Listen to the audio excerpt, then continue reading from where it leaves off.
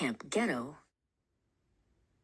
The summer sun turned the city bricks into glowing embers, but the stoop of the tall apartment building was the coolest place to be. Regina and Rolando sat on the concrete steps, watching the fire hydrant spray a diamond mist into the street. To most people, it was just a crowded block, but to them, it was the start of an adventure. "Welcome to Camp Ghetto," Rolando joked, throwing his arms wide as if the skyscraper was a mountain peak. Downstairs, in a room brightened by hand-painted murals, the club was officially in session. This was where the real magic happened, led by the neighborhood mentors, who turned every day into a lesson. Bahia stood at the center of the room, holding a spinning globe.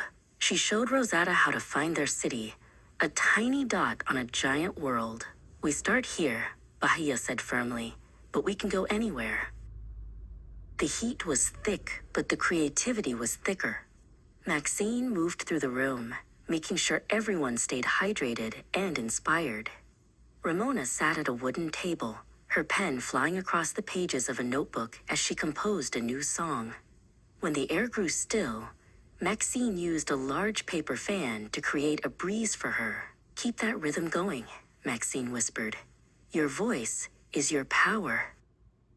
When the humidity became too much to bear, the camp headed to the city pool.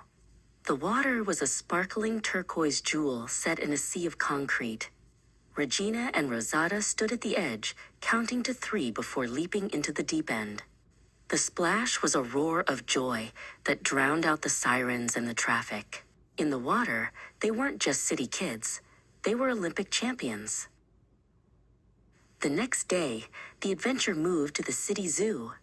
Jackie led the way, pointing out the animals that most people only saw on TV. Rolando stood by the tall iron fence, staring up at a giraffe that seemed to reach the clouds. Jackie leaned against the rail beside him. "Look how he stands tall," Jackie remarked. "He doesn't mind being different. He just enjoys the view." The biggest news of the summer came during a meeting at the club. They were going to Florida. The room erupted in cheers, but there was work to be done first. Bahia helped Ramona pack a large vintage suitcase, showing her how to fold her clothes to make everything fit. They spread a paper map out on the floor, tracing the long, winding line that led south toward the ocean.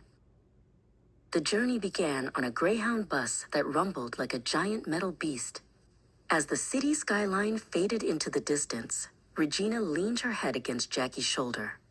They watched the neon signs of roadside diners and the dark silhouettes of sleeping forests through the window. "Is Florida as big as the map?" Regina asked sleepily. Jackie hugged her close. "It's as big as your dreams, baby." In the middle of the night, they transitioned from the bus to the rails. The train clicked and clattered, a rhythmic heartbeat that sang them across state lines. Maxine opened a brown paper bag and shared fresh oranges with Rosada. The air inside the car began to change, turning warm and smelling of citrus and salt. They were moving toward a brand new horizon.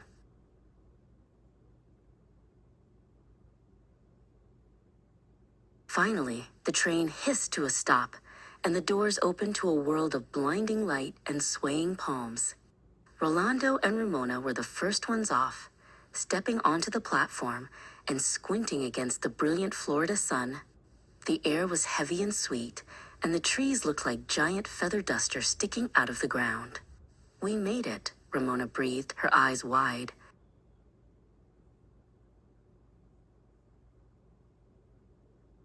As they walked toward the sound of the crashing waves, Regina looked back at her friends and mentors. They had traveled hundreds of miles, but the feeling was the same as it was on their front stoop. Bahia put an arm around Regina's shoulders as they reached the sand. "You see," Bahia said, "Camp Ghetto isn't a place. It's the family you bring with you, wherever you go."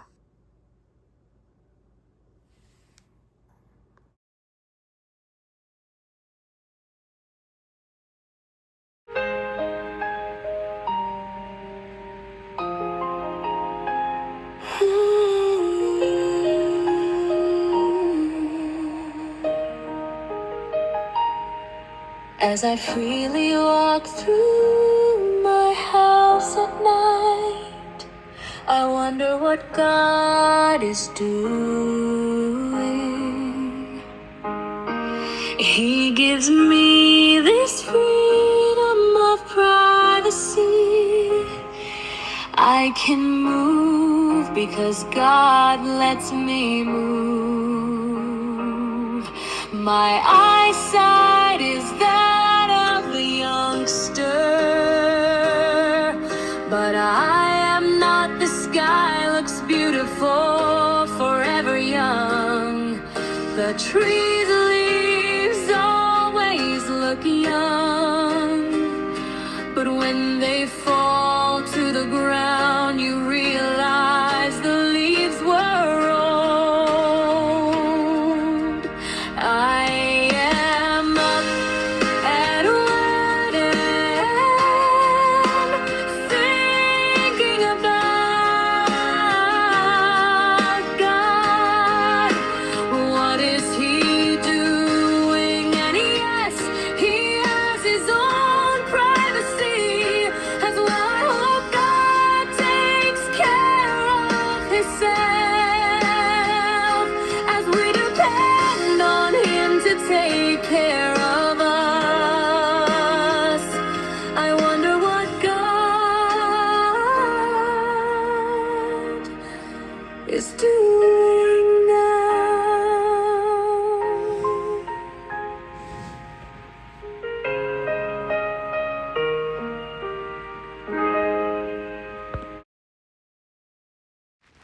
We have Regina, Reina, Rosetta, Ramona, Rolando, Jacqueline,